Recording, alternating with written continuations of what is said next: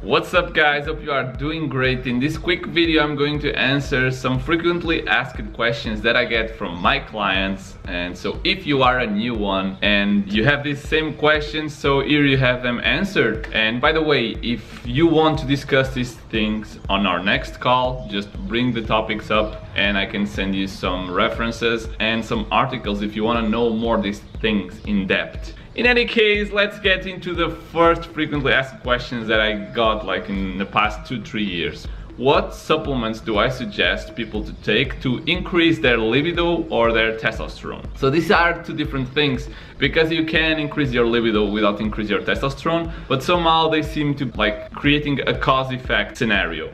So what supplements shown to have some results on the increase of libido? The one that I saw, it was maca, and the second one, it was cocoa extract. And by the way, maca has shown to increase libido, but you have to take it for at least 2 months, or it's recommended that you take it straight for 2 months to start to see results. And guess what? In the results they saw that the testosterone levels didn't go up, as I was just saying. But honestly, if you want to increase your libido, here are some tips for you. You are a guy, just surround yourself with beautiful girls.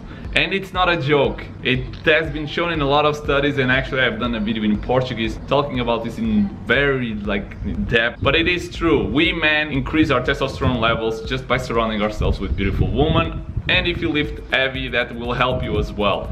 In order for you to actually not decrease your libido, you should not consume, for example, nicotine before having sex. So that's a suggestion I have for you. All the other supplements like goat weed and tribulus terrestris and so many other supplements really do not show any effect, and people spend a lot of money on these things really for nothing. Anyway, second frequently asked question that I get: what is my take on caffeine? Sometimes I get this question from clients of mine who want to get the route of decreasing either caffeine intake or really cut it at all because they saw that this is really not good. Well, we don't need to go from one extreme to the other.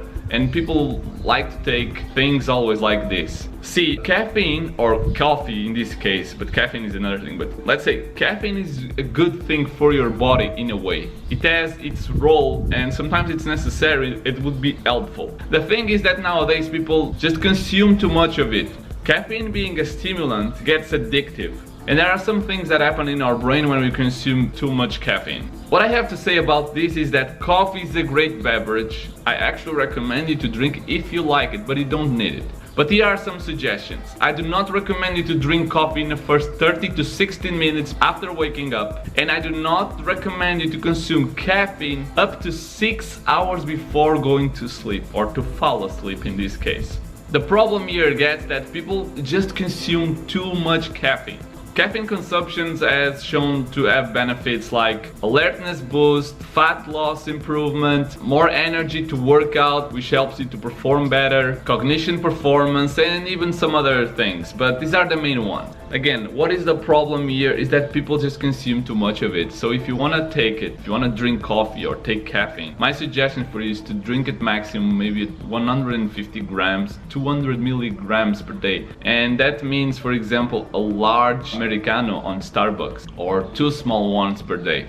You will benefit from caffeine if actually don't consume it on a daily basis. So your body will respond when you consume it. And in times of need, like when you need to focus on something or to have more energy to do something, and you take caffeine, that will help you. But if you are so used to the dosage and you consume like a espresso or 2 and you feel no effect, then it's a signal when it's already being too much and you should decrease it for a few days. A suggestion for you to finish on this question: at night, if you want to have the flavor like me, or when you want to reduce the intake, just drink decaffeinated coffee. I do it many times when I go to Starbucks or Costa Cafe or some other coffee shops. I just ask decaffeinated coffee with my cappuccino or whatever, and it still it tastes very good. So enjoy it. That's my take on caffeine, and if you want to see other videos I have here on the channel actually telling you more about what is the role of caffeine in our body. But let's go to the frequently asked question number 3. This question is somehow related with what we just spoke about, that was caffeine, and it is if I take pre-workouts. Guys, I have been working out for maybe 8 years, and I have said that maybe the first 2 years I was really not going anywhere, but I have only taken or tried my first pre-workout like 2 years ago. I think it was in Poland. It was because a friend of mine had some samples and he gave me one, and I couldn't finish it during the workout because I really felt, oh, this is too much caffeine.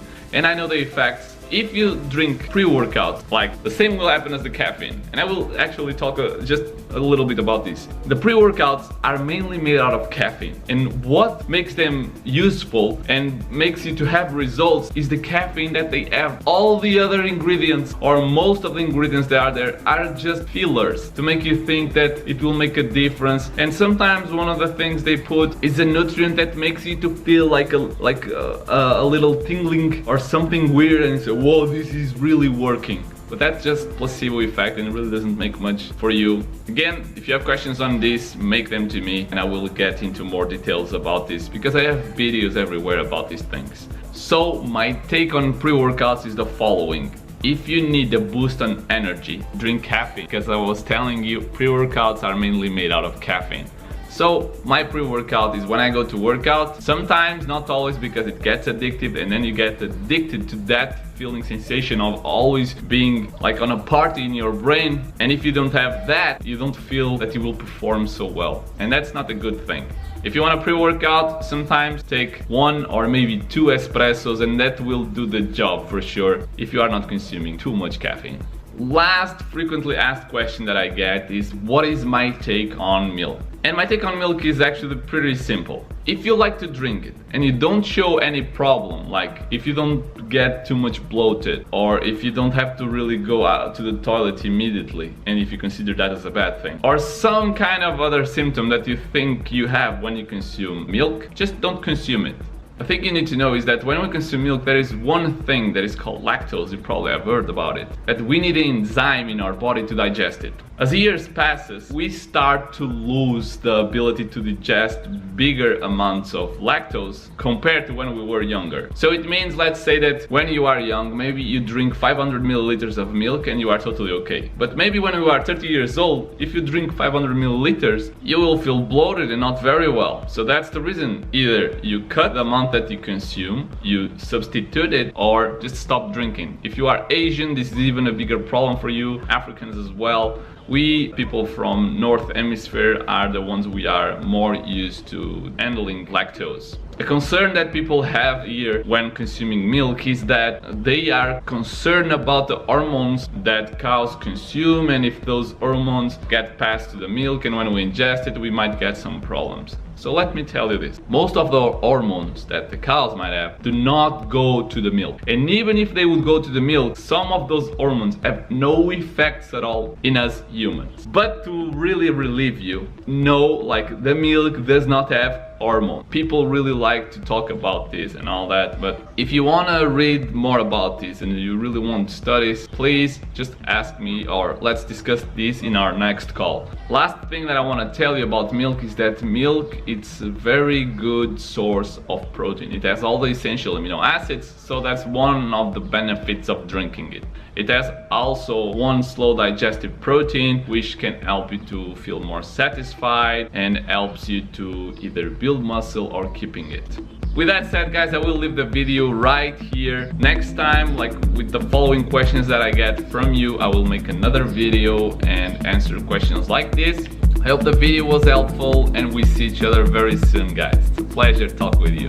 Take care.